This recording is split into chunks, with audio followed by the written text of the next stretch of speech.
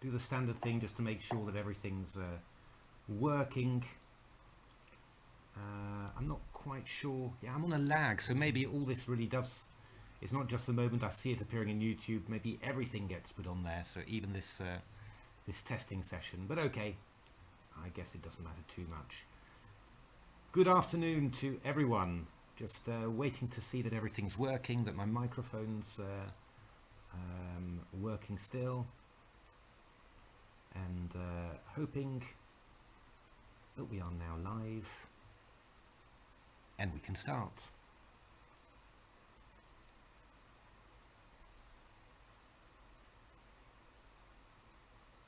Yes, sounds like. Just unmute just for a moment. Maybe everything gets put on there, so even this this testing session. But okay. Fine, great. Here we are. Right, I've got my drinks ready for a good session of Stockfish against Leela, and it's quite an exciting moment actually that I've joined. So let's have a look at that. Got my drink.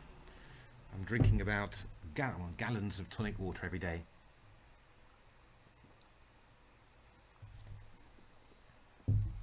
Let's have a look. What is the position? 0.74, but Stockfish is sacrificing pawns. Okay, let's go back to the beginning and we'll see how it all started.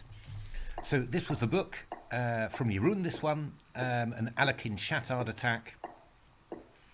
Very sharp. Black can take on g5, but that's I guess it's thought to be more or less equal nowadays. Probably the best move for black is to play h6. You know, that's the that was recommended in a book on the French by Argard and Tierlis, I think. And these guys are pretty good. These guys did a good job of the French in that book. And yeah, h6 was recommended and looked pretty good all round, really.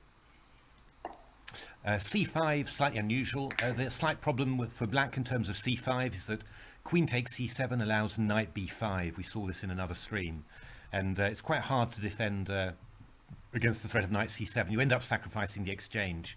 I'm pretty sure I ran an engine match in this line a while back, and I think that was very good for white. It wasn't 100% winning, I don't think, but it was very good for white. So king takes e7 is the main theory move. And now, quite interesting, queen d2, knight c6, but then d takes c5. So really offering a transposition into the Stockfish-Leela game, and indeed in the Leela-Stockfish game. Sorry, the reverse of this game, and indeed Leela did exactly the same. I mean, that wasn't very clear because. You know, looking at Leela's PV when Leela was white, it was looking like there might be some alternatives. But this novelty, I mean, queen d2 is already very unusual, but this novelty h5, yeah, now played by both Stockfish and Leela, very interesting. I think the previous game, the human game that we saw before, was rook e8 by the French expert Glycerov, against actually an expert on the white side, Johnny Hector, back in 1997, amazingly enough. But this move h5 I like very much. I mean, white's going to try and throw the pawns forward, and you're just making sure that you're getting keeping a good foothold. You know, the knight on g4 will be extremely stable. So how did this go? f4, knight g4, bishop b5, rook e8, knight h3. We are still following the Leela Stockfish game, but here it changes, I think, because Leela took on c6 and played knight e4. You can see it over here in the PV. This is what, yeah, I mean, this was actually this PV was actually what Leela played, knight d6. So that's quite fun. But what Stockfish did was play f5. So. I mean, opening theory goes quickly, right? I mean, Novelty was played a few hours ago, 10h5, and then Stockfish coming back with an improvement, you know, just a few hours later, going incredibly fast, this opening theory. So,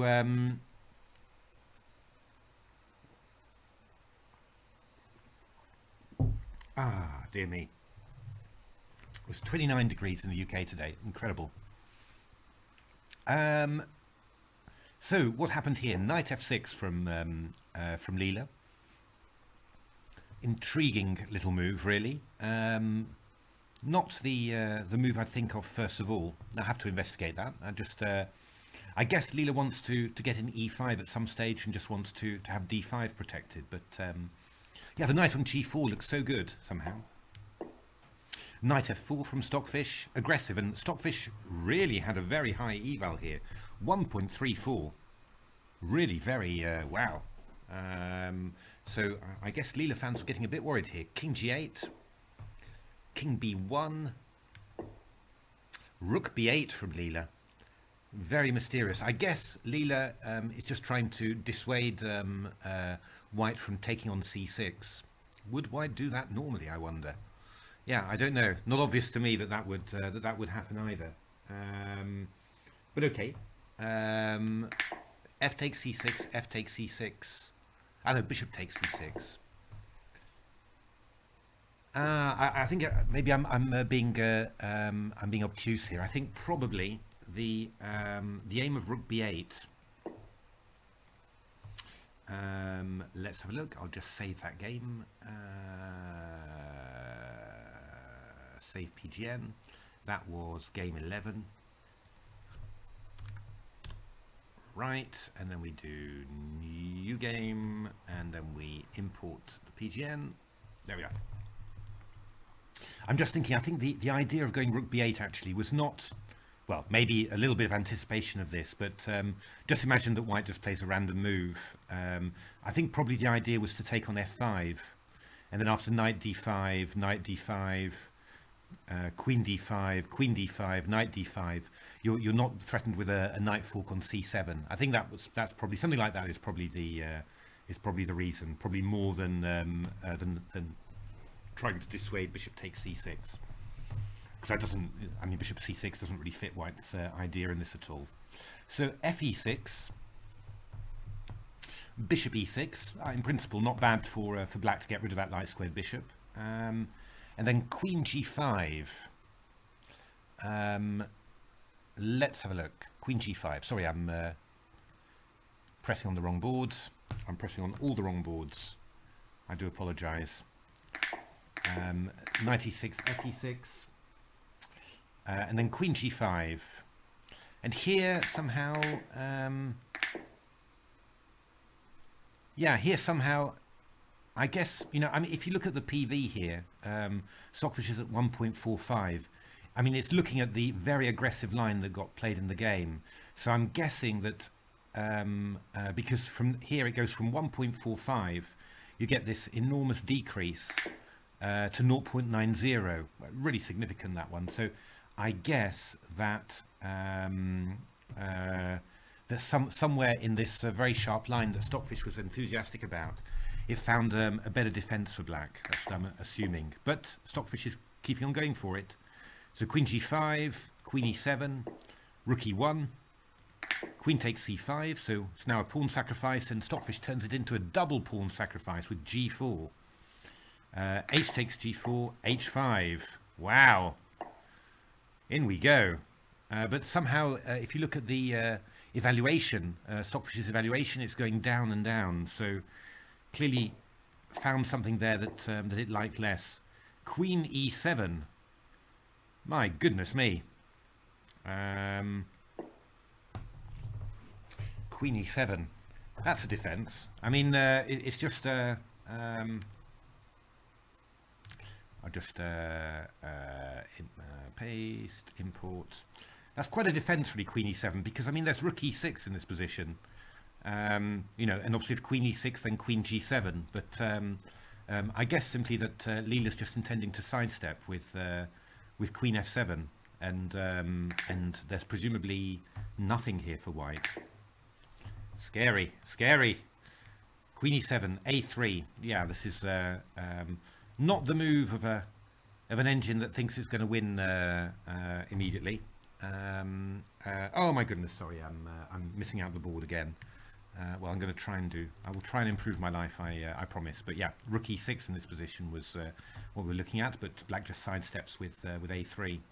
So a3, Rook d7, clever move, covering g7 now. So rook e6, queen e6, the rook will be covering g7. And now Stockfish, bishop e2, so it's just going to pick up the pawn now on g4. But that's not really the glorious attack that I think Stockfish had in its thoughts when it first played this plan. So it looks like it. I think this feels more like Stockfish suddenly saw something deep in a line that changed the evaluation there.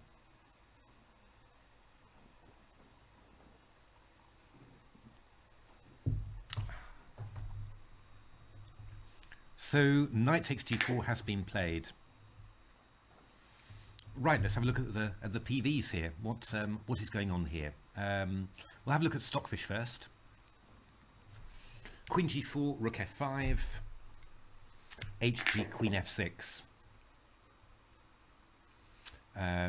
Queen g4, rook f5 has been played indeed. Let's just so h takes g7, queen f6, and yeah, I mean this is a very nice idea. The queen is going to the queen isn't taking the pawn. The queen's just allowing the rook on d7 to come over to g7, and I mean the black king is open. I mean that's a definite compensation for white, but it's got all its major pieces around. So yeah, not really a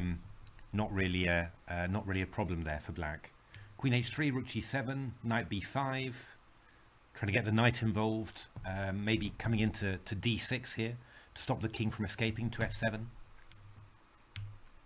Rook f3, and now Leela will just keep on chasing the queen. Until it forces the exchange of queens, looks like. And yeah, I mean this is just drawn. I mean this is not going to be anything. I mean rook and 3, rook knight and 3 versus rook knight and 2. You can grind it, but I mean it's already many fewer winning chances than rook knight and 4 against rook knight and 3. Yeah, no, this is looking, Stockfish's PV is looking completely drawn. And what's Leela's PV like? Insta-moved. I think it's going to be very similar. Wow. Pretty similar indeed. Yeah. It's, I think we can say that we're heading for a draw here. Both engines agree completely. So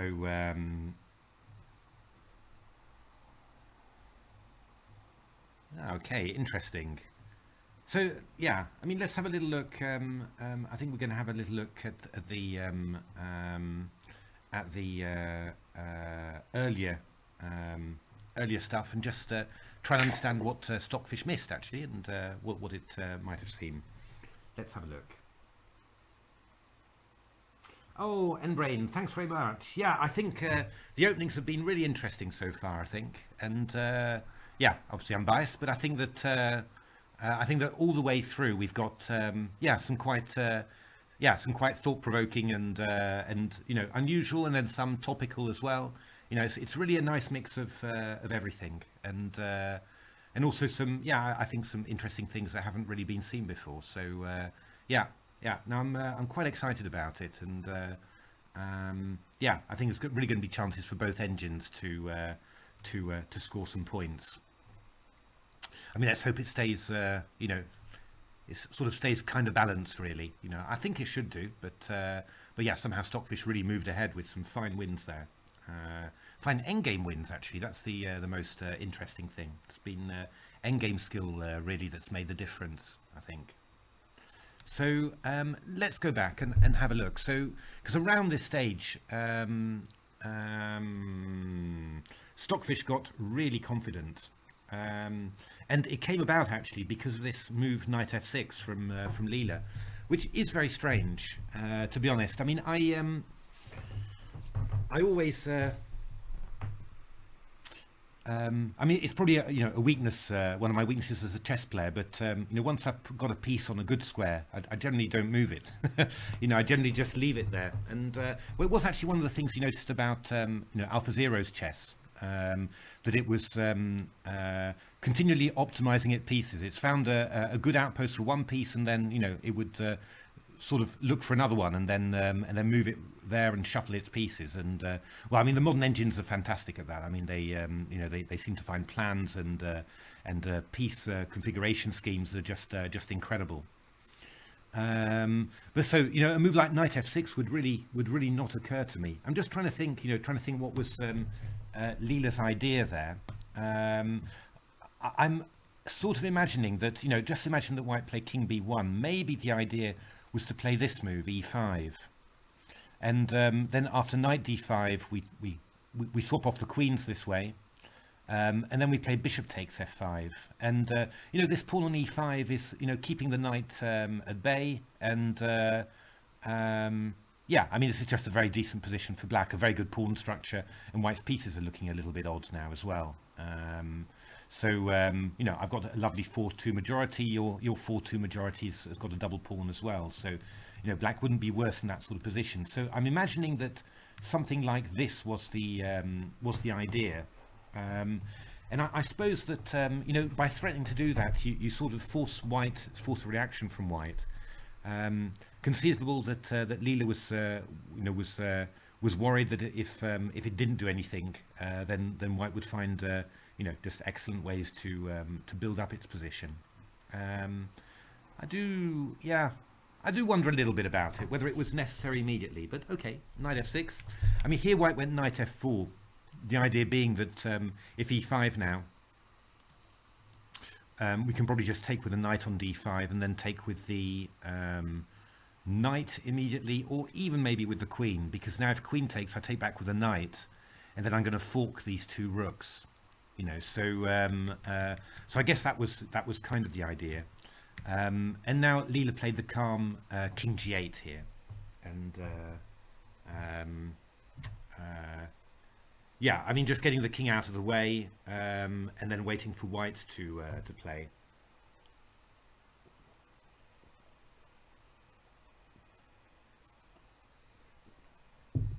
Ah, dear me. It's only tonic water, I promise you. These are not gin and tonics.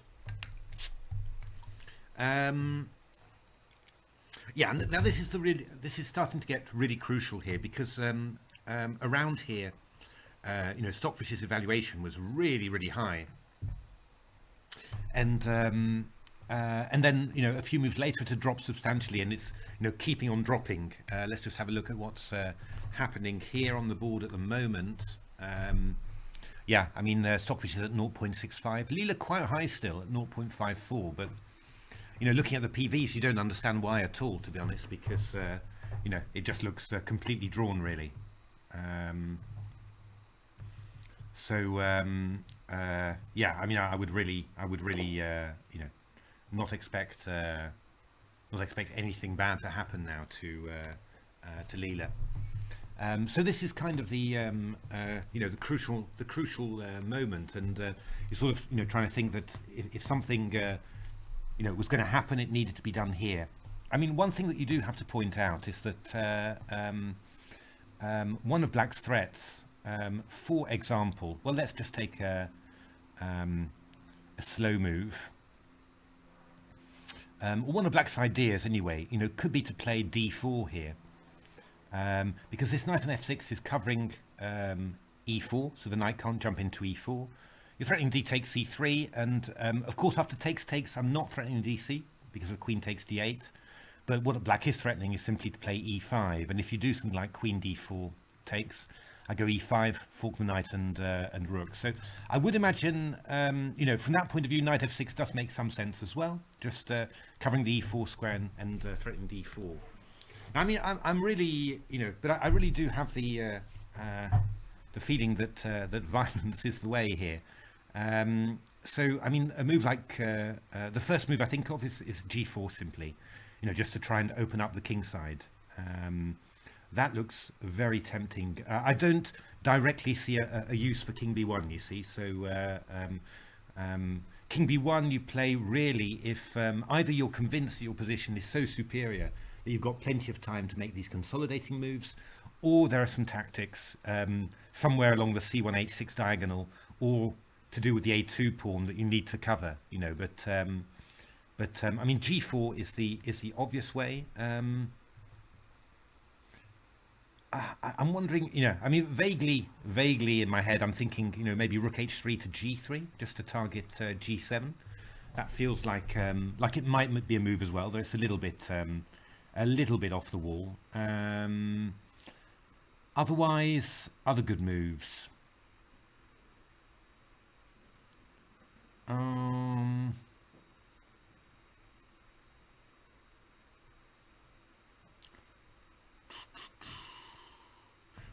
Yeah, probably not a good move. I mean, I was just wondering slightly about playing bishop e2, attacking h5. The idea being that after d4, I've freed b5 for my knight, so I can come into d6. I'm not 100% sure about this because I have the bad feeling that black is the one getting super active now, and bishop f5. So probably not a good idea. But okay. I mean, let's have a look at g4. It's the move I want. So just have a quick check what's happening on the board there. Nothing much, nothing much. Who's thinking? Who's thinking here?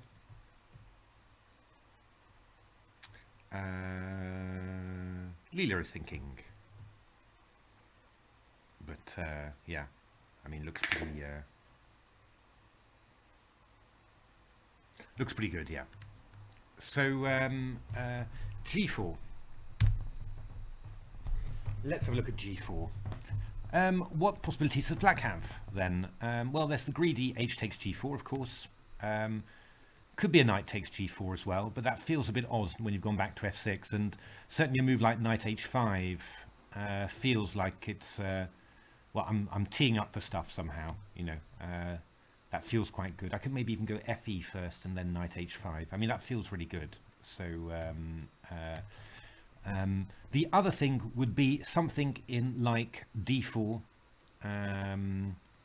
or e5. Those are possible, sort of disrupted in the center. The thing that I don't particularly like about d4 is that I can play bishop c6, and obviously there's this pin, and this means that after b takes c6, you are still actually pinned here. So you know, I could try stuff like g5, for example, and well, I mean, it's just a mess, this position, of course, but it's really yeah, you're really going to have to prove somehow that that you can exploit this in some way, and it's not very clear to me at all how that works. I mean, even knight takes h5 is quite interesting as well.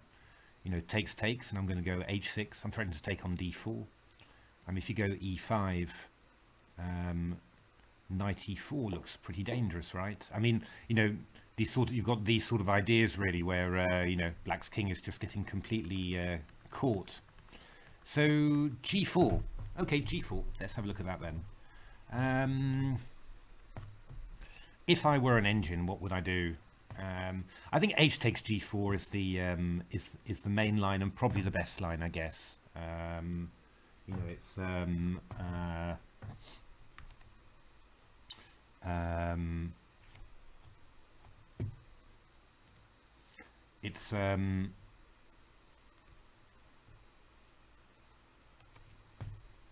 yeah. I guess that an engine would take on g4 and then just because I mean you know, often you look for attacks. You look for what moves as a defender can I play in which the follow-up is not completely obvious. And if you leave the pawn on g4, then playing g5 or knight takes h5 is really obvious. After hg, you have the feeling of, well, you know, white's got to think now about his next idea. So that's always, you know, as a rule of thumb, quite a convincing way of well, a shortcut way of deciding on defensive moves. Yeah, I'm sort of wondering. I mean, h5 is quite interesting. You know, looking for a future h6. I could even take on e6 first, and then after bishop e6, go h5, which, you know, might not be silly. The only thing I've got to watch out in all of this then, as soon as I develop this bishop, is that d4 can be a lot more dangerous because the queen is protected. So I really am threatening d takes c3. So in general, I'd prefer to keep this pawn on f5 if I could, and go h5. So let's do that. And now I'm rather thinking for black that I'm going to take on f5. So I'm just really just trying to destroy this, yeah, all the pawns that are attacking. I mean, another interesting one is to go e5. I guess what I was slightly worried about here was the idea of h6, because I got this f5 pawn to stop black from going g6, and after ef, maybe something like queen f4, and well, hg is coming in. It's just kind of, I'm just not really sure. I mean, what does Stockfish say? Let's see, because this is normally the type of thing, of course, that you know, you say, yeah, you know, this could be interesting, and then Stockfish says it isn't. Minus 2.04, there we are. You're joking, really? Okay, so g6, f takes g6, f takes g6, knight d5. This was actually what I thought was going to be crushing, because if knight takes d5, we've just got, oh, even that's not crushing. My goodness me, rook d5. You know, this was the idea, bishop c4, with a lot of very good play, but just queen e7, and Stockfish is saying this is really not very impressive, Matthew. Think of something better. So, okay, well, that's sort of dealt with that idea. So e5 is possible. I mean, I've got this move knight g6, which would also be nice, but I don't suppose it's going to lead to very much. I think we'll just end up taking here and then taking the pawn off, and it'll just be probably winning.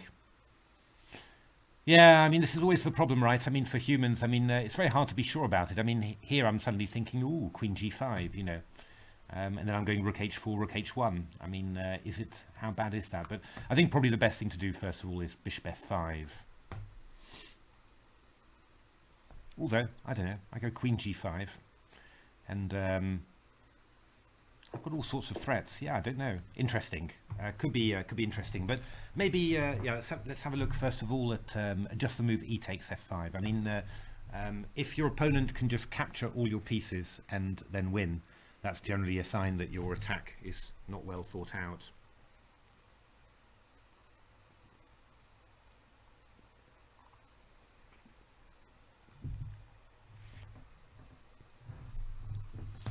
Now, I suppose the problem here is understanding how dangerous this is, because my idea basically is to go h6, g6, and then h7 check. So if you go knight h7, I've got queen h2. So you're going to go, yeah, king g7. I'm not 100% sure about this. This always feels risky because of the chance of getting a check on h6. So, I mean, king h8 is really the safest move. And then what I wanted to do was to take, and go queen d4. And simply try and claim that I've got a huge pin on the knight on f6, and that this is going to prove fatal. Now, I'm not 100% convinced about that, although I'm not completely unconvinced either, because I mean, just let's have a few random moves. I mean, one of my ideas could be to go rook h6 here, with the threat of playing knight h5. I mean, I've also got the idea of maybe playing rook h1 and then taking on g6. I mean, I've got a lot of threats here. I really do have a lot of threats, and it looks kind of forcing. I mean, in all fairness, I could also just take on here, or I was thinking, I mean, I would rather take on here actually, but you know, with the idea of going playing the queen to c3. But I think maybe there's knight e4, and you're sort of covering vaguely. Although again, you know, I mean, just from a human perspective, I'm looking at all sorts of ideas, you know, and thinking, wow, you know, this must be good chances somehow. Yeah, I'm not sure. I mean, just a move like queen e3, and then I'm threatening bishop c6 and queen d4 check. I mean, this could be really dangerous. This could be. Let's have a look. Let's just have a quick look to see what is happening in this game.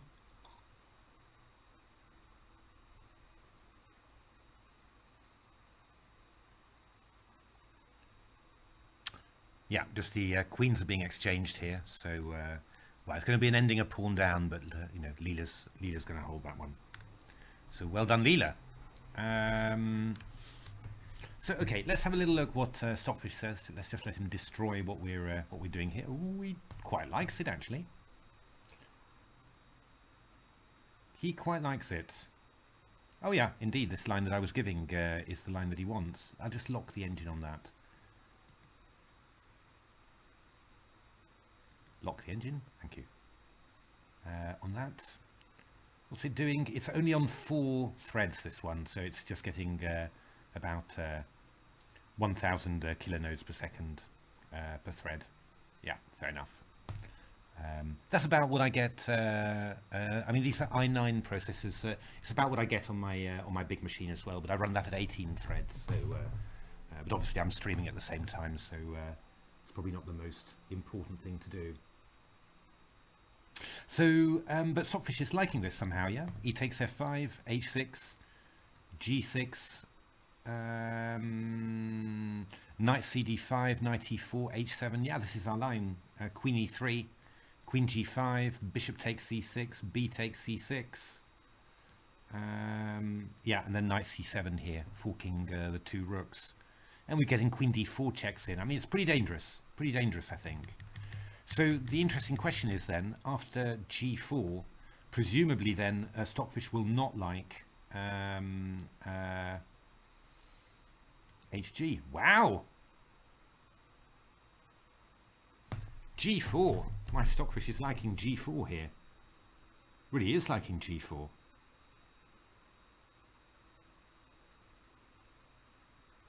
It's not this wimpy King B1, but simply G4. That is very interesting.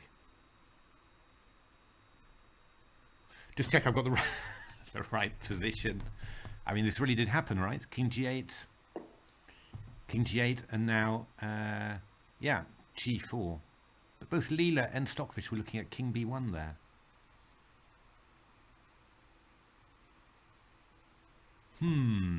Interesting. So there might be, well, presumably, you know, this is something that that at greater depths doesn't hold up, but it's looking pretty good so far.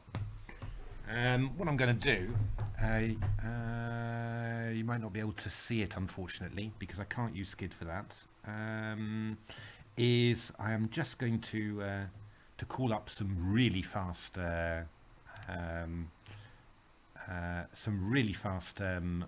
hardware and then just see whether a super fast Stockfish can explain what this is. So promote variation. So I'll just do that in the background. Just so what I'm doing, I'm actually going for the Chessify cloud, and I'm going to get the fastest Stockfish there is to have a look at this, because I'm quite intrigued actually. I mean, it looks you know, incredibly good to me. This you know, which is I mean, I freely admit that's not necessarily a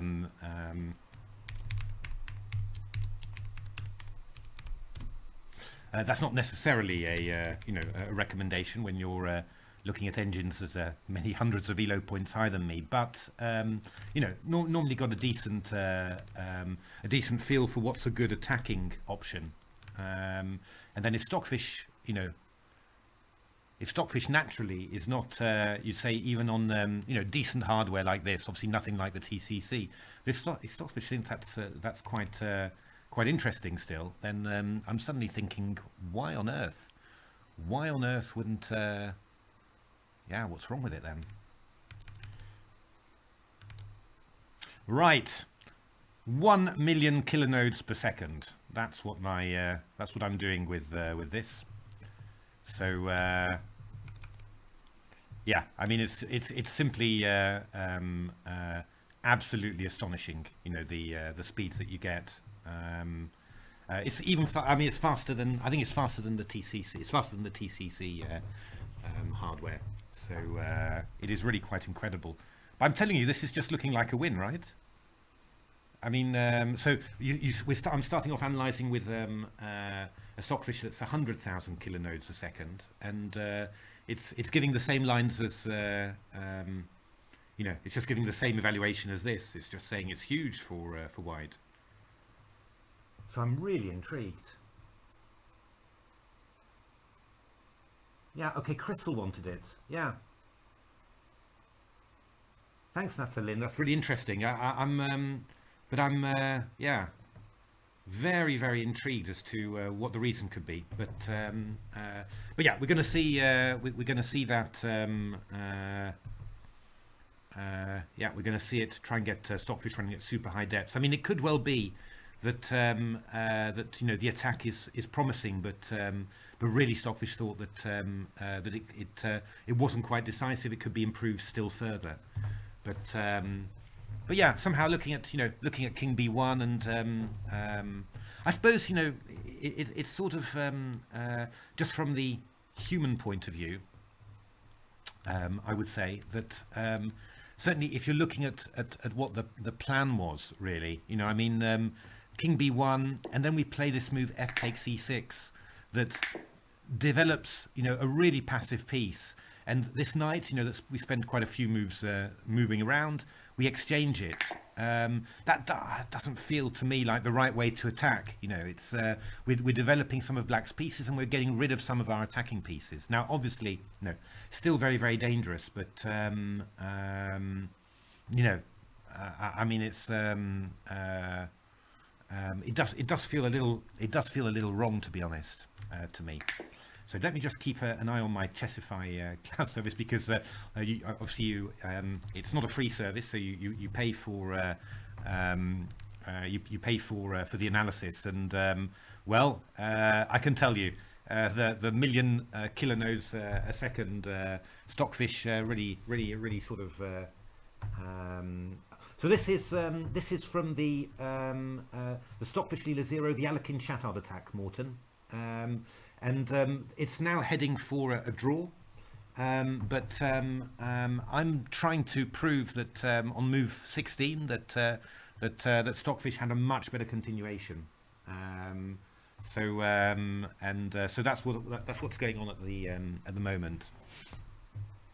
Because at the moment, the game is just drawn. But this G4, I mean, this 100,000 kilonodes per second Stockfish is still giving it a pretty positive evaluation somehow. So I'm a little surprised. Yeah, but I mean, it can always be right that G4 is plus 1.331 and King B1 is 1.45 or something, and yeah, it's but it just as I said, just the whole the whole thing about it, playing King B1 and following up then with F takes E6. I mean, I think that's the real thing that I don't like. Following up with F takes E6 and then developing a light squared bishop that's doing absolutely nothing at all.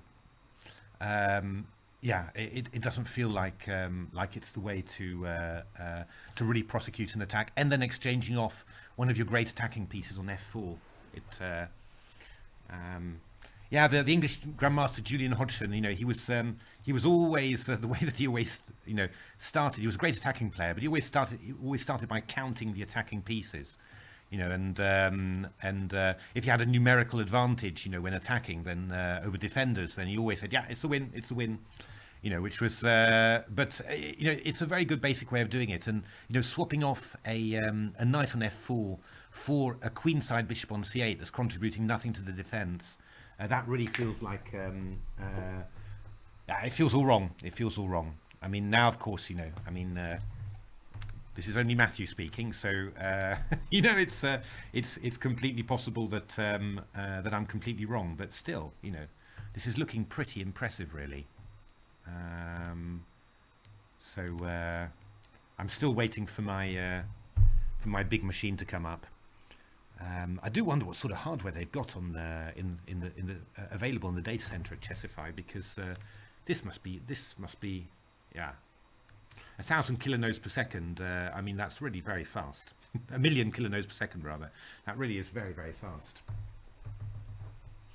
So, but I haven't got it yet. sometimes with those machines you do have to wait a while. There's I could always go for the reserve option, which is 350,000 kilonode per second, which is a little bit faster, I guess, than the TCC. But I'm never quite sure about those. You know, I mean, I suppose it depends on which version of Stockfish you're running, because I do think the later versions, they run sort of slower.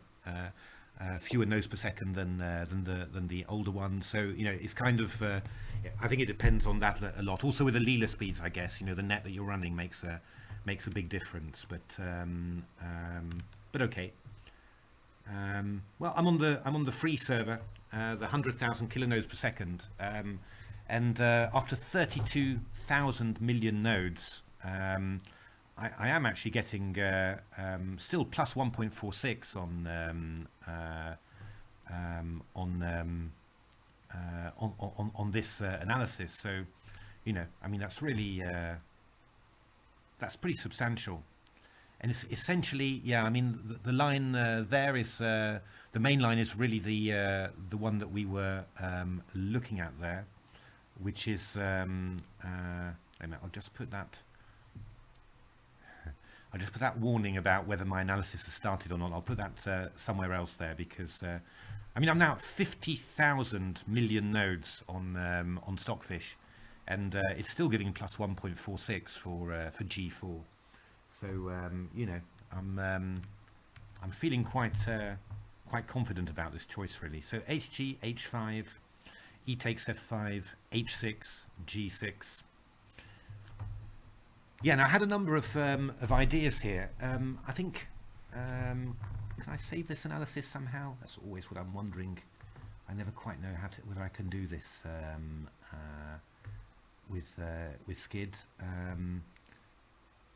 Well, I think it's fine. We sort of right. I've got my 1,000 machine. So my million machine rather. So off we go.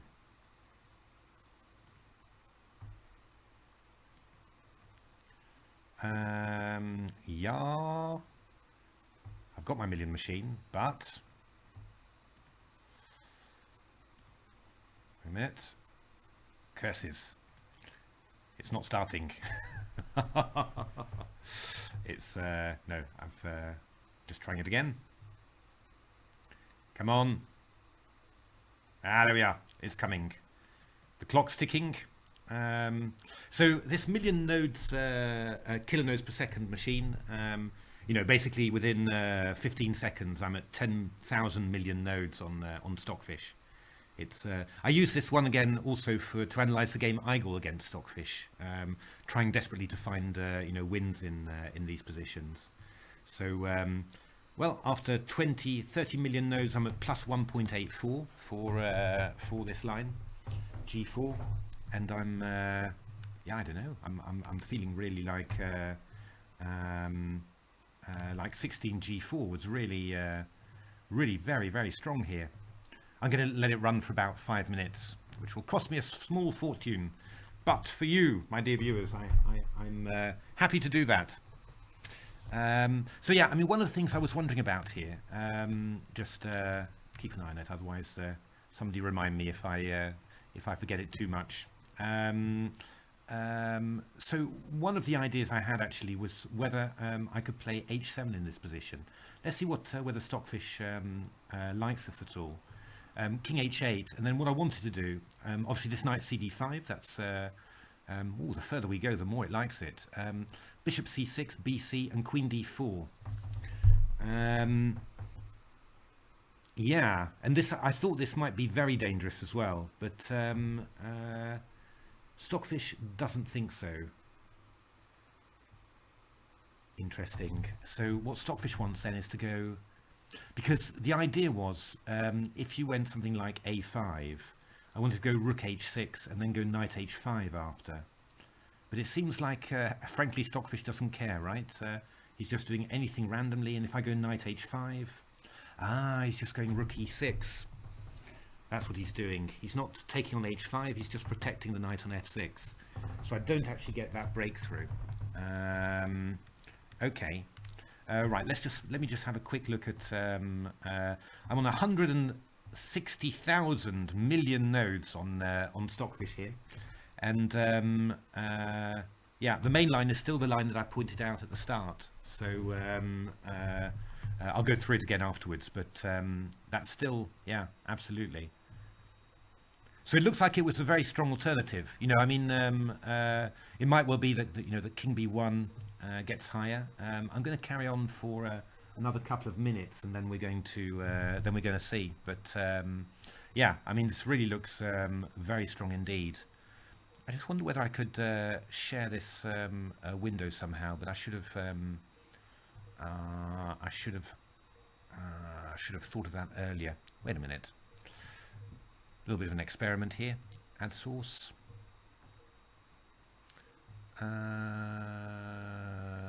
Screen, not screen capture. No, I can't do it. I can't do it on the fly. So yeah, you'll just have to believe me. But I'll show you the analysis afterwards once it's completed. But it looks very yeah. I mean, basically the variations that I'm looking at there are the ones that that Stockfish is liking. So, but not this one with this. This was an interesting idea, but it's really King H8. Did I have another idea? Yeah, I mean, Knight F takes D5 was interesting as well, but he doesn't like that one at all. Just Bishop E6. Yeah, fair enough. We need to take with the knight with the C knight in order to have the queen being able to move to C3 and attack the king on H8 there. So Knight E4, Queen E3, Queen G5,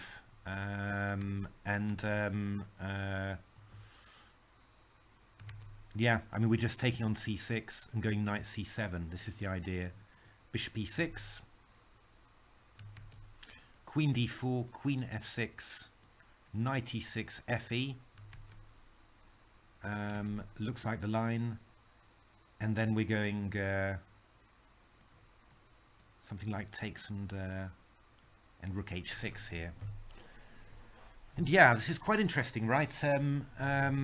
But I think that this is going to be very difficult for black. I mean, you've got 1, 2, 3, 4, 5, 6 pawns, and I've got 5.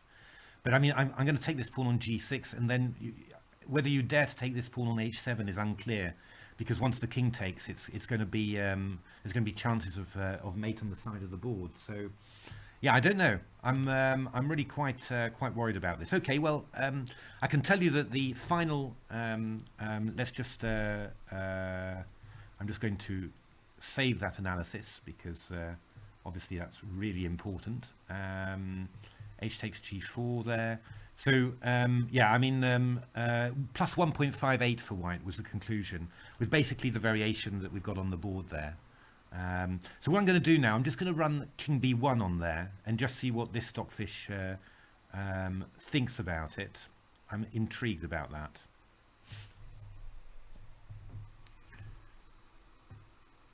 Well, I can tell you so far the evaluation is just 1.1, so much lower. So this is really intriguing. This is very intriguing indeed. It's even giving the line that that Leela played as the main line, and just finding all the right moves, and plus 1.07. So that's really interesting. Yeah, intriguing. I mean, I can't really explain it. It just looks like, but it looks like G4 was really much stronger.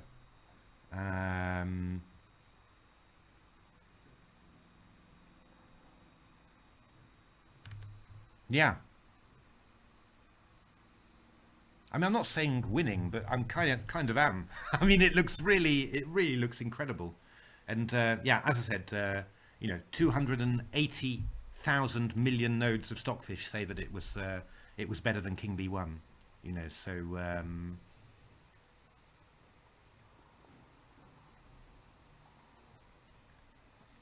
actually, I'm gonna run Leela on this afterwards and just try and find it out. Interesting.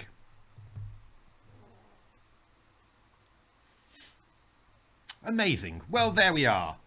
I'm going to claim that human intuition beat this particular Stockfish on this specific day. I'm Yeah, I mean it's plus 1.00 for the King B1, but it's nothing. It's nothing huge, and it's just you know, the lines that there's all sorts of different lines, but they seem to be pretty equivalent, really. So interesting, interesting. Let me just save that analysis because I don't want to lose that. That's been a reasonable investment. And I'm going to stop this lunatic Stockfish. It's running Stockfish 14, so it's probably the you know, the proper release version. I think they're probably running. So you know, a little bit behind the current one, but still. And I'm just going to try Leela on the Chessify cloud again. And what they have 100. What is it? 100 kilonodes per second Leela. I'm not sure about the net that they use, really. Maybe somebody can tell me, actually. It's J104.1-30. So J104.1-30. So it's one of Jay Hortus's nets, I think. But I'm not sure whether it's a very recent one or anything like that. Oh, I've got net 69504. That wasn't there before. That must be a more, I think that's a more recent one. Let's go for that. Compared to Stockfish, Leela's really cheap. So yeah, so we'll see what Leela actually thinks of G4, and yeah, you know, could be quite interesting there.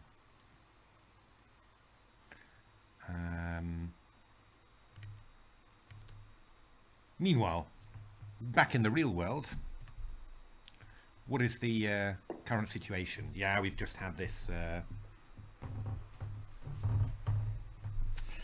I'm not saying I'm better than Stockfish, but I mean, on a serious note, you know, I do think that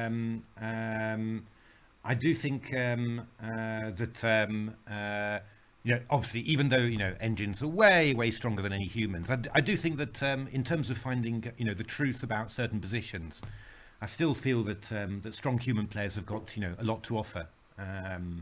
Just in terms of you know, choosing, just understanding, you know, what's actually the very best, you know, move in this specific position. I think, you know, obviously, no hope of ever matching engines practically or anything, you know, but just for specific positions, I think we've still got quite a bit to offer. Yeah, I mean, Brian, I'm really a bit confused there, because humanity is saved, says Sammy. Absolutely, because you know, my home fish is really positive as well. And it's the same version as in the TCC, I guess. You know, it's the Voyager 1 release. So yeah, I don't know. My home fish is at 1.55. You know, and yeah. I mean, what did I do? I'm running it. I'm only you know, I've got. Was it 1,269,959 nodes? I mean, it's not very much, but it's pretty solid at that space. But as I said, you know, 250,000 million nodes of Stockfish 14. I don't think they can lie when it says that it's that G4 is plus 1.54, and that King B1 is plus 1.00. So yeah, you know, really think that G4 was a big move, and I'm a bit confused that the Stockfish this Stockfish didn't do it, because yeah. But okay, that's just going to be something fun to think about, really. It's that's been one of the funny things, really. You know, just occasionally seeing on the TCC that you know, that moves are played that you don't see on your home fish, or you know, even with something like the Chessify Stockfish, that you don't actually see that. Quite interesting. That's what makes IT so fascinating. So still waiting for Leela. I'm quite intrigued to see what Leela thinks of G4. Oh yeah, that would be D Darthes. That would really be a nice one to test for in post-season testing. That would be really interesting.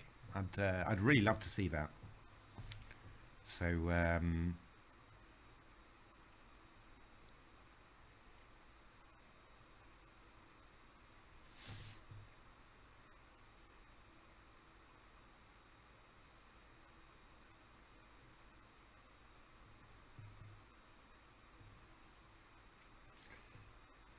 I'm still waiting for Leela, taking a little while.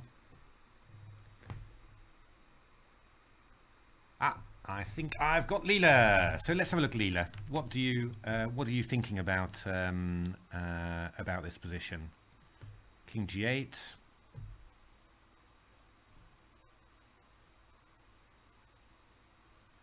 Wait a minute. Let me just run. Next time I'll set it up so that all of these. I don't think I can share a new window just like that on the fly, but. I'm just gonna have a look at Nibbler, and I'm just gonna see what was Stockfish's where is G4 in its list of moves when it because I'm really intrigued. So I've got this network, so that's being used. Obviously not the not the search version, but at least this network. And then King G8, and then play this color. Oops, sorry.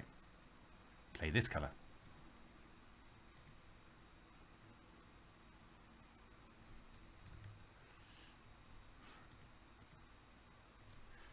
Queen A5, King G8. Sorry, I'm wow. I mean, I'm just doing 10 nodes, Leela, so just looking. But actually, G4 is just 1, 2, 3, 4, 5, 6, 7, 8, 9. It's just 9th in its list of moves. F takes E6 being the top one, Rook HE1 being the next one. So that's quite intriguing. And now that I'm running Leela so it's running at it should be 100 kilonodes. No, I'm not getting that. 27 kilonodes a second. So it's not particularly fast today. But it's just a King B1 and Rook HE1 actually. I'll just see whether I can increase the number of lines. Now G4 is just not figuring there in Leela's lines, you know, as far as I can see. So I'm just going to put it on G4. But it is Leela is tremendously unimpressed, I have to say.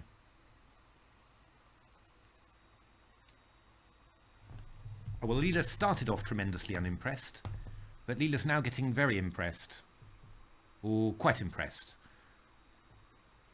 Oh, the eval is climbing. Leela's eval is climbing. The more nodes it searches, it's at 0.67 now for White after 16 G4. So so just if you're joining in the middle, I'm pointing out I'm trying to look at this move, and because this is a very natural. Am I on the right board? No, there we are. This is a very natural human move, I would say, and looks very, very logical with what Stockfish has done, and also exploits this strange move Knight F6 that Leela played before, which abandoned this blockade and occupation of G4. And so, yeah, I said earlier, Stockfish, a massive Stockfish, which does, yeah, 1 million kilonodes per second. So after analyzed for 250,000 million nodes, then it was saying it was 1.55 for White. Well, it's not one of Leela's main moves, and even if you just let Leela think on the 16th move, it's not going to play it. But putting G4 on there now, Leela after 3,000 kilonodes, it's not very, very fast, but it's 0.98 for White. So giving in actual fact the same line that that Stockfish gave, or that, well, actually, let's be honest, same line that I gave before analysing with an engine. Ha! There we are. Get that one in, Matthew. Show that you're not completely useless. It's sort of it feels like payback really, because Stockfish has just been pointing out all the tactical errors and everything I say. So just here, I'm getting my own back. But yeah, I mean, this is really the line that the engines are looking at, and they're just saying that this is just well, Leela's saying where is Leela at now? Plus 1.08. I mean, Leela started at 0.28 with this line, and now within about a minute, it's now at plus 1.09. So I really think, hey, Canchess. I really think that that this was really good for White. I think it's a huge mischance from Stockfish.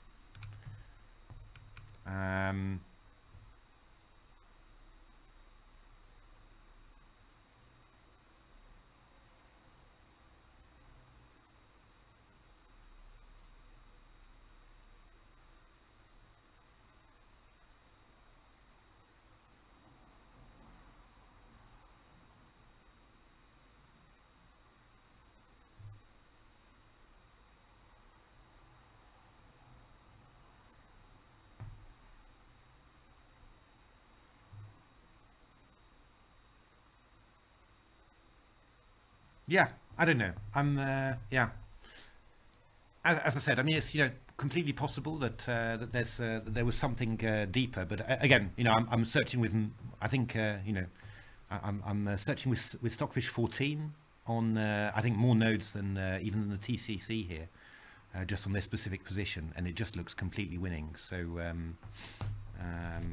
yeah, I think a big mischance. I think. Stockfish is going to walk into the bar this evening, and Komodo's going to tell it, didn't you see 16G4? And it's just going to go. Stockfish is going to go ballistic, and Leela's just just going to say, what? G4? That wasn't even legal. So yeah, I think it's really. I think this is a big mischance. So there we are. That's my story, and I'm sticking to it. Ha. So let's have a look. So Stockfish is going to try and grind this one out, but I don't think it's going to lead anywhere there. Yeah, I mean, they say that that night endings are similar to pawn endings. I'm not quite sure who said that, and I'm not really sure it's even true. But yeah,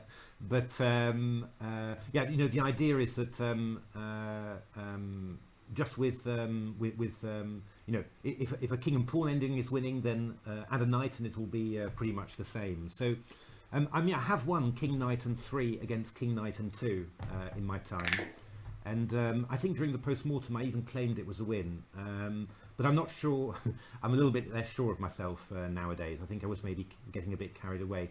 Knight and 4 against knight and 3 on the same side it gets more tricky the more pawns you add. I mean, so definitely not easy to defend, but probably defendable. With rooks on the board, that should make it a lot easier, because there's just no way that the white king can really invade and cause problems, because it just gets checked back by the rook. So really, I mean, rook knight and 3 against rook knight and 2 on the same side.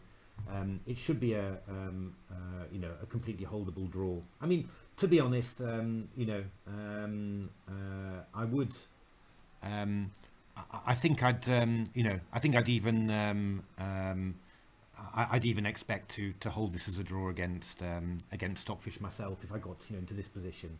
If I managed to in a training game, if I managed to find my way into this position, against Stockfish, I'd be thinking, oh, Matthew, chances finally not to lose a game against Stockfish. It's yeah, I think it was Botvinnik who said that, but I think that's right, TCEC. It's well, actually, we're just seeing in Leela's PV. Leela's saying offering offer the exchange of rooks with rook f7. So it's very confident that these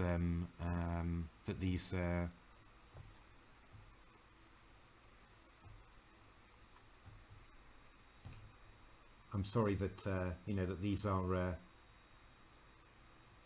Yeah, I think it's pretty confident that these are drawn, and Leela knows this stuff. I always trust Leela for these endings.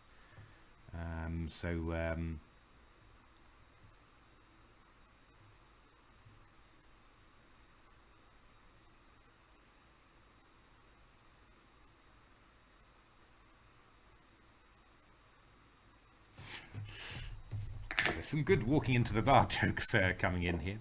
It's yeah,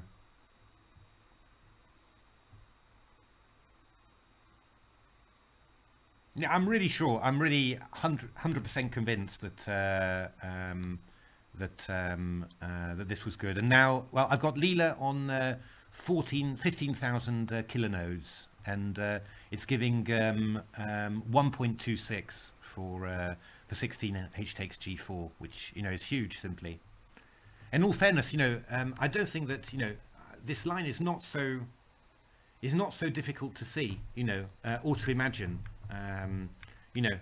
Like this is really supernatural attacking play. I mean, I think it's only probably Queen E3 is only the move where you have to think a little bit, in order to work out a square that where you still got contact with these dark squares. But once you found it, and Bishop C6, Queen D4 is coming in next. I mean, yeah, this is not really complicated, I mean, some of Stockfish's knight play in the Czech Benoni ending, that it won. I mean, that's complicated. That's that's something where you say, wow, I could never ever do that. But this is just standard attacking play. So yeah, really strange, really strange. Oh, okay. Let me just pause my Stockfish. Yeah, plus 3.31 here for my home fish. So looking pretty good, I think. All right, let's see there. Well, that's been very exciting.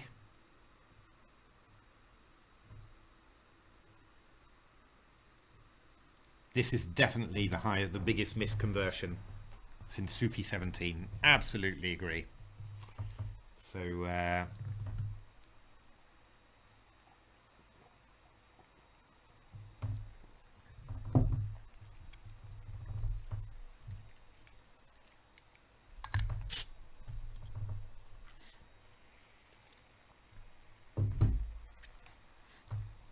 I'm a bit shocked, to be honest, that that it doesn't even seem to figure at all in Leela's consciousness G4. I really am. I'm a little bit surprised about that.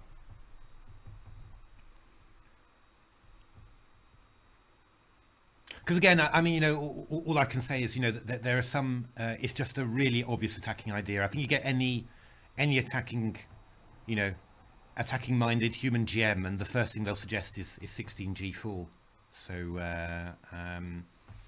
it really is, it's just that sort of move. I mean, Shirov would have whacked it down on the board before before you'd finished setting up the pieces. It's that sort of move, really. So yeah, I'm pretty convinced about that one.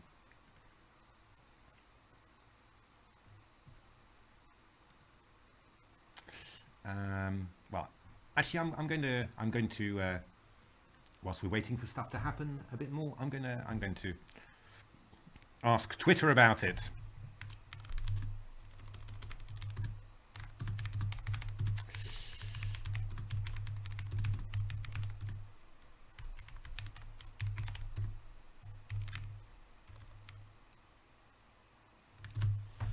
So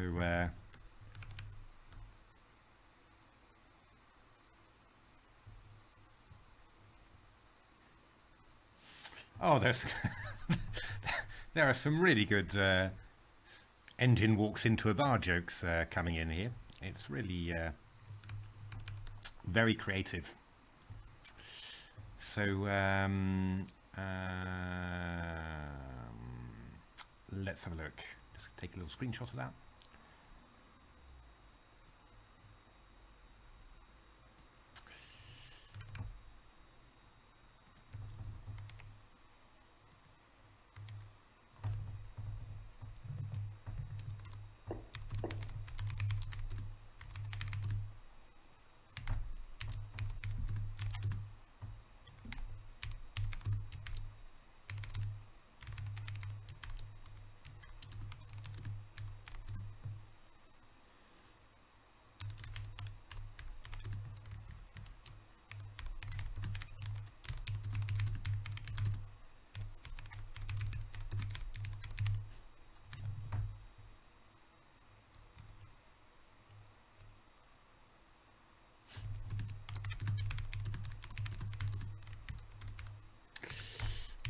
dear.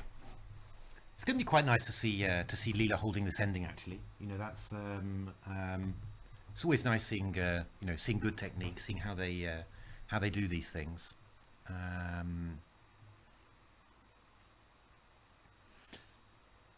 In all fairness, I don't think it's going to be. It's probably not going to be that complicated. I think Leela's going to keep offering the exchange of rooks. Oh, wait a minute! I better switch off my my cloud engine. I'm gradually getting poorer and poorer. Leela now at plus 1.34 after 25,000 kilonodes. 25,000 kilonodes is a decent number. So you know, I mean, I think that's for Leela, that's a pretty solid number of nodes there. So that's about what I used for the assessment of the openings that we used in the SuperFinal. So right, there we are. I am a poorer man but richer in knowledge. So there we are. Yeah, I think Leela's just going to keep on offering the exchange of rooks just to bring the king across the queen side, and then it's just going to be a question of holding and waiting.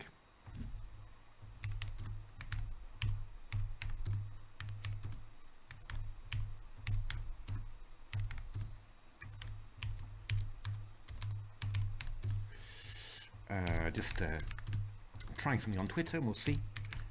You never know. Sometimes you get some nice reactions from grandmasters who are watching. So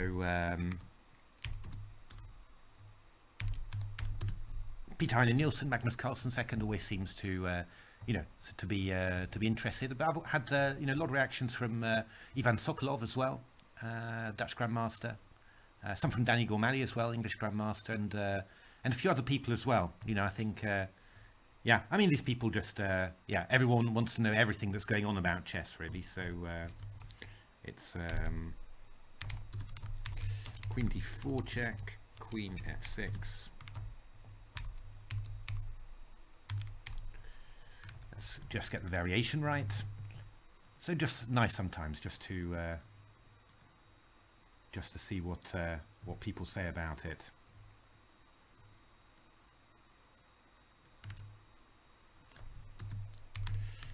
C6, 25, queen takes F6 check, knight takes F6.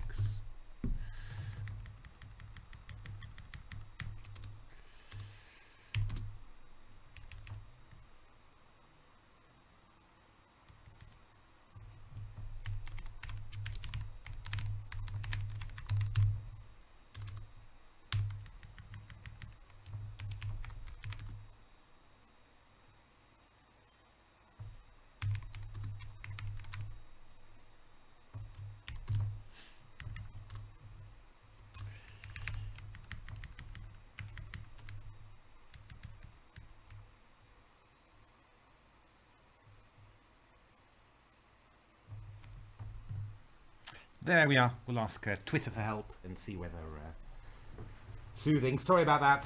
Yes, TCEC been a little bit silent, but it's even for me, it's tough to keep on talking all the time. So, but there we are. Yeah, I've got this. I've got a gaming laptop, so I got this a gaming keyboard, which does have an incredible mechanical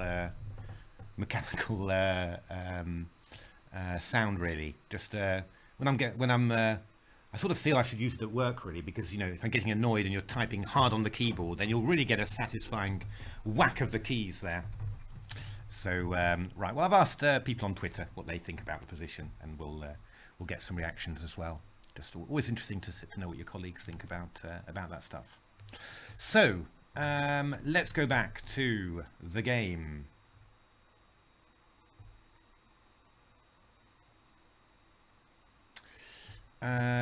Let's have a look at the PVs and see what how is Stockfish thinking that it's going to make progress.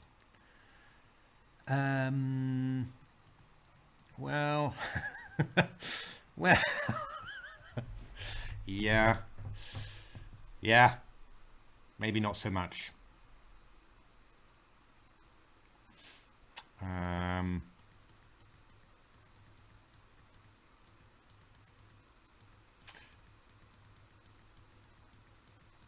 Yeah, no, it's not really happening.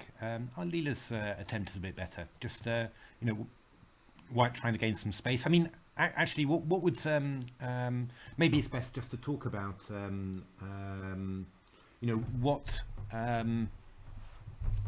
how would White be able to get anything done here? I mean, actually, the key thing that if you can achieve it, you will feel that you have made an enormous gain is if you could exchange off the A pawn, your A pawn as White for the B pawn, for the black B pawn, because then you gain a pass C pawn, and that gives some possibilities at least. I mean, the biggest problem, I suppose, with this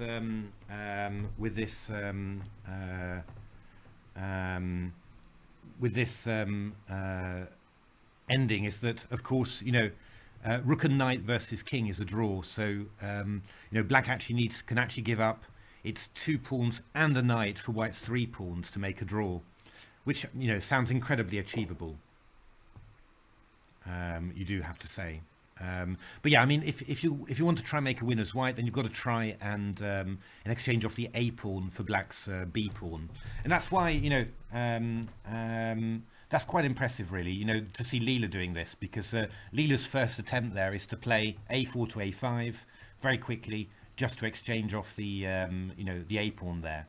It's also to do with the old thorn pawn on A6, but yeah. And then, in its PV, it's blocking with A6. So that's quite, that's pretty good. And then afterwards, well, once you've got this pawn on A6, then, well, if you're playing this as White, it's all about keeping your belief. Then you start believing that that now you've got an entry point into Black's position for your king. So, you can play the king to A3, to B4, into C5, and into B6. I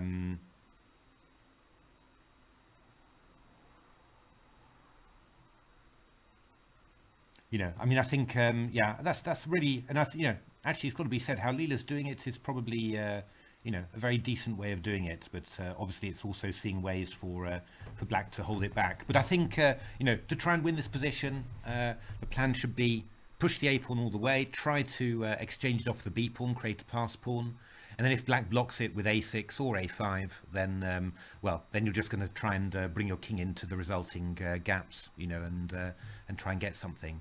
I mean, I think there was a famous knight and 3 or even knight and 2 versus knight and 1. Where Magnus beat Vichy.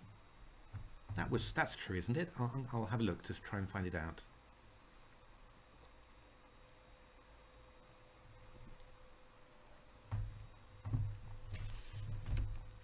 Magnus against Vichy. This was quite shocking somehow, I seem to remember, because Vichy's an excellent endgame player. So it was quite shocking that Magnus managed to trap him. But Magnus is incredibly tricky. I can reveal that. It's actually, it was that's one of the most telling comments I've ever heard, actually. But I was talking with Fabiano Caruana's second, Rustam Kazimjanov, a very good guy, and we were members of the Bundesliga team together. So talked a lot, and but I saw him at the Berlin Candidates, and he said that. When you're playing Magnus in an ending, all you see when you just play through the moves is some sort of boring, dull stuff, and then, hey presto, Magnus wins. But he said when you're playing against Magnus and trying to hold one of those endings, you don't, until you try and do that, you don't realize how many tricks Magnus is setting all the time, and you're constantly having to be on the alert tactically, because there's always little tricks that he's injecting into the position. If there's a way to get what he wants with a few extra little tricks along the way, he'll find that, and you'll have to solve them. So it's I think it's one of those things. I mean, somebody once said something about endgame technique, and Nigel Short reacted with yes, all very well. Oh, it was about holding some sort of slightly worse positions, and I think this young GM said oh it's just a question of basic endgame technique, and Nigel replied, said, yes, well, you haven't tried to hold it against Karpov, have you? And I think in there again is just the thought of I know what it looks like just looking at the bare moves, but try and defend it against one of these opponents, and there's more stuff going on than just the plain moves. There's the way that they do stuff, and the choices that they make you make, and that adds to the pressure. And obviously Karpov, in the same class, of course, or Magnus in the same class as Karpov, as an endgame genius, really. It's what they always said about Karpov, and you see that very strongly with Magnus as well, is that they're incredibly dangerous when they've saved a position, and and then you just want to say, oh, I've messed it up, had a good position, I want to agree a draw, and then they just carry on, and beat you. And always remember seeing at the London Classic 2014. I've actually did a video series about it for Chess24, but I think for 27 moves, the British Grandmaster Luke McShane, also an enormously talented player, I think he played chess to the ultimate level. I don't think even willing to vaguely take a bet that you could analyze it with Stockfish and not find anything better. I mean, it was really incredible play, all over the whole board, unexpected moves. I was watching it, I didn't guess a single move of Luke's, and yet every time that the move was played, it looked perfect. But on the 27th move, just when he was getting close to a decisive advantage, just by purely positional means, he missed a simple tactic. He was getting short of time, and all of that. And Magnus then equalised. And unfortunately, then what happened was that Magnus ground him for 80 moves straight, and then beat him. And what should have been one of the greatest games of Luke's career, just ended up being a thoroughly depressing grind. Holding a slightly worse position, which he eventually lost. But really, the first 27 moves were extraordinary. It was really amazing. It's what was I doing? Oh yes, I'm searching for this game of Magnus against Vichy, because I'm pretty sure that it was Knight and 2 versus Knight and 1. Quite amazing, actually. I mean, you remember the World Championship, and you just sort of think that Magnus beat Vichy. Vichy had a problem playing Magnus, but actually before the World Championship match, Vichy had a reasonable plus score against Magnus. And obviously Magnus was some games when Magnus was young, but even when Magnus was young, he was 2700. So it's not so clear somehow. I'm pretty sure Magnus was white, so we'll just try and find it, and then I'll show it on the board.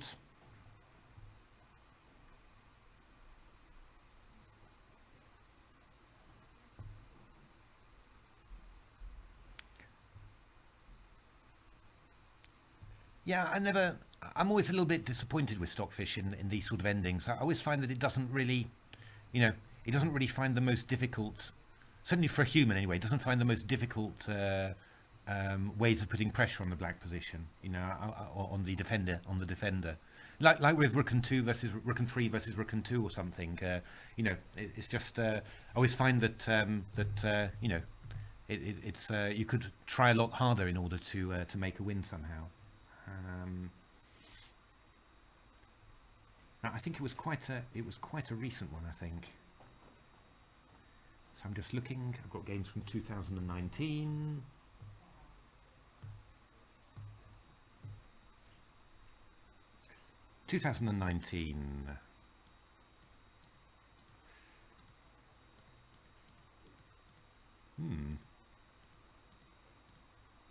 No. Not this game at all.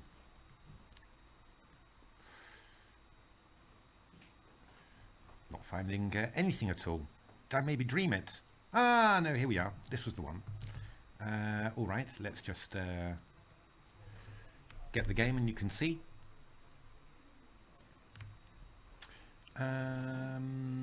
let me just save this. All these beautiful variations, bound to find their way into the this is game 12? Game 12, I think, isn't it? Game 12. Leela, Stockfish. Bound to find their way into the report. Edit. Paste PGM. Import. Yeah, so this is the ending that. Well, yeah, I mean, I guess this is the ending that that Magnus beat Vichy in. So, Rook and 2 versus Rook and 3. So yeah, even at the highest human level, then. Yeah, Pezza, that's right. I mean, I think the key thing about Magnus is that his confidence that he can save inferior positions is very high. Maybe a little bit lower nowadays, actually, because with all this rapid and blitz, he's lost. But when he was, I'd say, when he was at his peak for over the board play, which I think is around 20. Maybe is it 2019? Around Vacanze, that sort of time after the World Championship match. Then you really see that he really feels that he can hold inferior positions, and the key point about that is that then you're not afraid to take risks, because taking risks, there's always the chance you get it a bit wrong. However, however good your form, and that you'll have to defend an inferior endgame. But if you think, well, yeah, of course I'll defend it, no worries. Then you're much more willing to take those risks, and often those risks pay off, and they get you. They just get you the win that you wanted, and yeah, I mean that's really the secret of it, and then when you ally that sort of feeling to this incredible endgame technique, natural endgame technique. Well, maybe not natural, but fantastically smooth endgame technique. I mean, I think he's worked very hard at his endgame technique indeed. I mean, one of the weird comments I saw was a book on Magnus, and it pointed out all of the poor endings that he played before the age of 16 and or 15, just and then it said that there was just a massive improvement from that age, and all of a sudden, instead of losing or playing poor endings, he was suddenly playing really good ones. So I don't know whether he just really worked super hard at that age at endings, and just sort of unleashed that inherent potential, or or whether something just clicked, and all of a sudden he could do them great, but yeah, I mean, with this willingness to take risks, and then this fantastic endgame technique, and and great defensive toughness, I mean, it's a hell of a challenge, really. Yes, Final, I guess you're probably right. If you can see everything, then yeah, then everything seems equal. Yeah, Stockfish really needs a get into a human mind setting, just to be able to understand what we get scared about. Because it is true. I mean, just at the human level. I mean, I've seen Grandmaster Keith Arkle, one of my English Grandmaster colleagues, but win so many Rook and 3 versus Rook and 2, Rook and 2 versus Rook and 1. I think he even won Rook versus Rook, but that's getting a little bit cheeky. But yeah, I mean, he's won so many of those endings, and you just see that there are ways to get scared, about stuff happening. And you've just got to, got to time it right, and you've got to, to try the possibilities in the right order. But it is possible, and but yeah, obviously, indeed, for machines, it's they're not going to make mistakes. So yeah, they assume that their opponents aren't going to either. But yeah, would be very interesting. That would make it sort of better to train. But maybe I think Leela. I think you're right. I think Leela is better at that. I think, and probably the reason that you give is right too. That it's looking at win percentages and win chances. So probably likely to play stuff with more win percentage chances.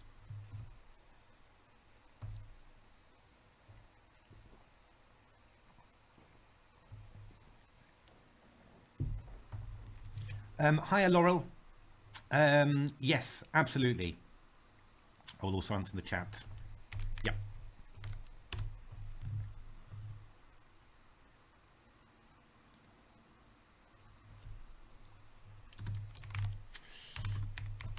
That's right. So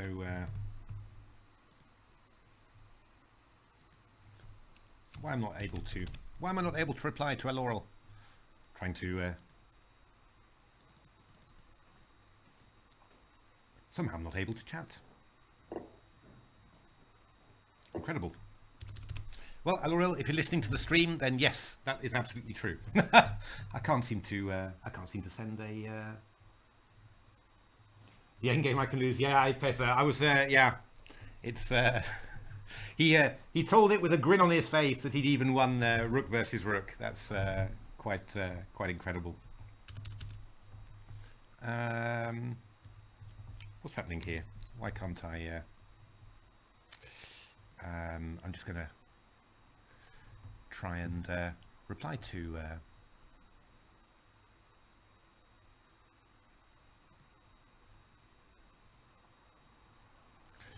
To LRL. Just really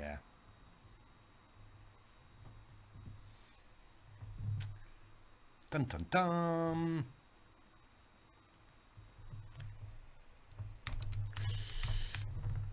It's always these moments in computer chess where you just have to. Oh, good lord! Sorry, I've lost my screen completely there.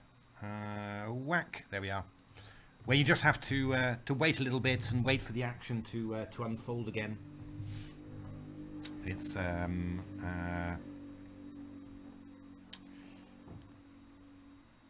oh, good lord! What am I doing with my screen? I'm terribly sorry. I'm messing you all around here. It's trying to do something in another window and not really succeeding. Let's just try it like that.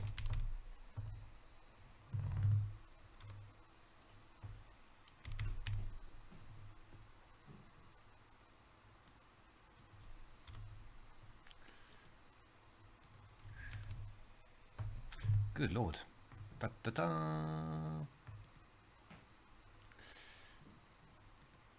I'm just not, I'm failing miserably. My goodness, to do what I want to do.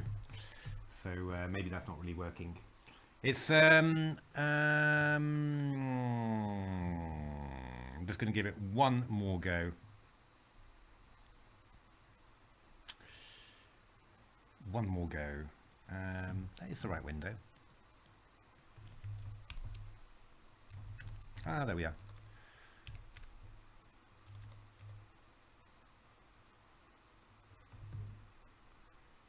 Ah, good lord. I'm being very confused here with what's happening.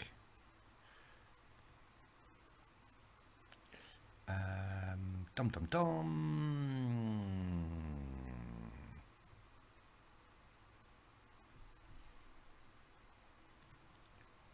I don't seem to be able to chat anymore. That's the thing. Never mind. Well, Alaril, it's absolutely true. If you're watching the stream, that was there was this huge search that was on 16G4. So there we are. Let me just do that.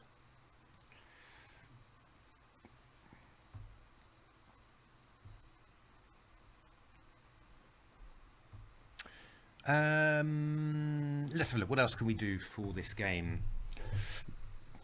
How long is it going to last, I wonder?